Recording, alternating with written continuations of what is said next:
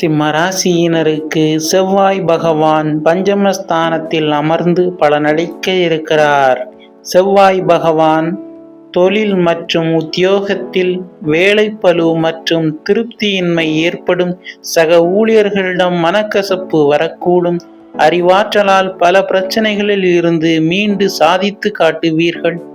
வீண் கோபத்தை தவிர்ப்பது நல்லது. நீண்ட நாட்களாக நிலுவையில் இருந்த பணம் கைக்கு வந்து சேரும். இடம் நிலம் சார்ந்து சட்ட சிக்கல்கள் வரக்கூடும். பண விஷயங்களில் சிக்கனம் தேவை. குழந்தைகளுக்கு சுப செலவீனங்களும் சுப நிகழ்வுகளும் நடக்கும். குடும்பத்தினருடன் வீண் வாக்குவாதங்களை தவிர்ப்பது நல்லது. சிலருக்கு காதல் திருமணம் கைகூடும். ஆன்மீக பயணங்கள் உண்டாகும். எதிர்பாராத அதிர்ஷ்டமும் புகழும் நற்பெயரும் கிடைக்கப் பெறுவீர்கள். மீண்டும் அடுத்த பதிவில் சந்திப்போம். நன்றி.